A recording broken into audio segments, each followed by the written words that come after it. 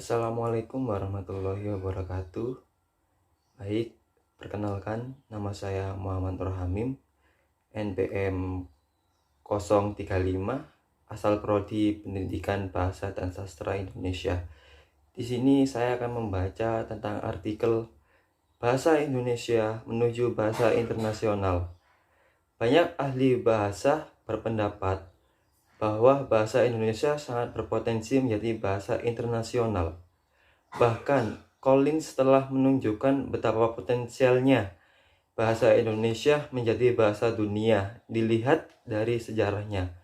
Di samping itu, saat ini sudah banyak ahli atau komunitas sarjana dari mancanegara yang mengkhususkan diri mempelajari bahasa Indonesia atau Melayu. Selain itu, kepotensialan bahasa Indonesia menjadi bahasa internasional dapat dilihat dari beberapa faktor yang mendukung dan atau yang memengaruhinya. Secara garis besar, faktor tersebut dapat dibagi menjadi dua kelompok, yakni yang berasal dari bahasa itu sendiri atau biasanya disebut dengan istilah faktor intrabahasa, dan faktor yang berasal dari luar bahasa atau bisa disebut dengan istilah faktor ekstra bahasa.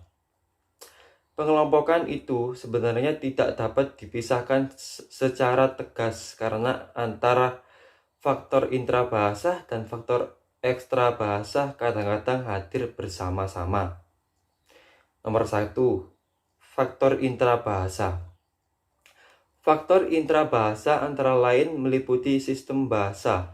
Sistem Indonesia dapat dikatakan sudah mapan, artinya beberapa aspek yang terkait dengan bahasa Indonesia sudah diatur dan sudah dibakukan. Bahasa Indonesia telah memiliki sistem ejaan yang mapan, yakni dengan diberlakukannya ejaan bahasa Indonesia yang disempurnakan yang terkenal dengan singkatnya EYD. Buku panduannya pun sudah diterbitkan dengan judul Pedoman Ejaan Bahasa Indonesia yang disempurnakan. Dengan demikian, dari segi tata tulis bahasa Indonesia telah memiliki aturan yang baku. Penulisan ejaan bahasa Indonesia tidak menggunakan salah satu huruf daerah yang ada di Indonesia. Penulisannya menggunakan huruf Latin yang sudah digunakan secara internasional. Hal itu memungkinkan bahasa Indonesia sudah dipelajari karena lafal sesuai dengan lambang hurufnya. Pembakuan lainnya adalah pembakuan kaidah bahasa yang tertuang dalam buku Tata Bahasa Baku Bahasa Indonesia. Buku Tata Bahasa Baku Bahasa Indonesia itu pun sudah beberapa kali mengalami revisi. Terakhir terbit edisi ketiga tahun 2003. Dari buku itu, siapapun dapat dengan mudah mempelajari bahasa Indonesia. Apalagi tata bahasa kita tidak mengenal kala sehingga mudah dipelajari.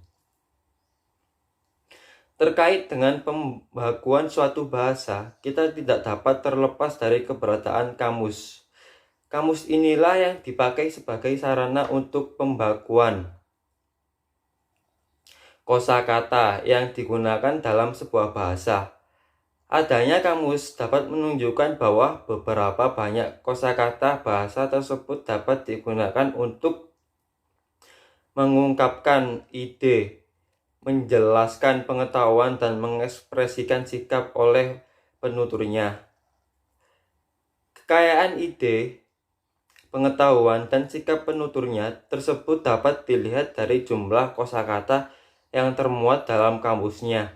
Sebagai perbandingan dapat dilihat jumlah kosakata sebagai lemah yang termuat di dalam KBBI, yaitu edisi 1 62.100, edisi 2 68.000, edisi ketiga 78.000, dan edisi keempat 90.000.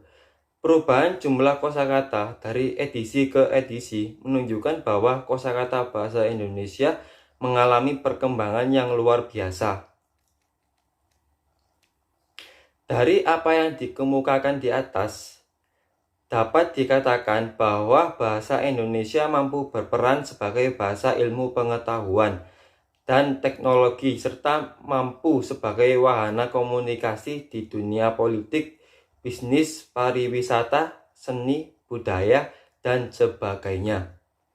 Dengan kata lain, bahasa Indonesia mampu berperan sebagai bahasa dan sarana komunikasi di segala bidang.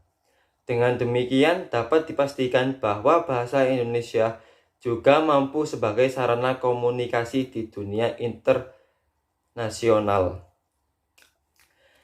Yang nomor 2, faktor ekstra bahasa.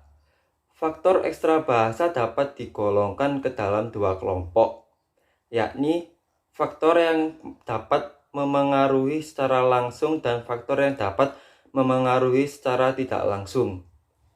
Memang tidak semua penduduk Indonesia dalam kehidupan sehari-harinya menggunakan bahasa Indonesia secara aktif.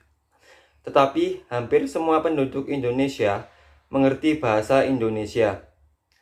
Untuk dapat mendukung bahasa Indonesia menjadi bahasa internasional, tentu saja perlu diciptakan sikap yang positif dari penutur bahasa Indonesia. Apabila penutur tersebut telah senang menggunakan bahasa Indonesia secara baik dan benar, tentu saja mereka akan setia menggunakannya. Faktor ekstra bahasa yang dapat mempengaruhi secara tidak langsung antara lain adalah daya tarik kekayaan alam dan budaya Indonesia. Kekayaan alam Indonesia yang sangat melimpah merupakan daya tarik bagi pelaku ekonomi dari mancanegara untuk berinvestasi di Indonesia. Hal itu dapat berdampak pula pada banyaknya orang asing yang ingin mempelajari bahasa Indonesia. Saat ini sudah banyak perguruan tinggi atau lembaga pendidikan baik di dalam negeri maupun di luar negeri yang menyelenggarakan BIPA. Apalagi Indonesia yang kaya budaya ini ditunjang sikap penduduknya yang terkenal ramah, luwes, dan mudah menerima budaya dari luar. Beberapa media massa elektronik, khususnya radio yang disiarkan secara internasional, misalnya BBC, Radio Australia, Suara Amerika, dan Radio Belanda, secara rutin mempunyai siaran dalam bahasa Indonesia. Sudah banyak laman yang ada di internet menyajikan berbagai informasi dengan menggunakan bahasa Indonesia. Tidak ketinggalan pula laman klub sepak bola ternama dunia juga sudah ada yang menyediakan layanan bahasa Indonesia bagi penggemarnya. Demikian, saya yakin suatu saat nanti bahasa Indonesia dapat menjadi bahasa internasional.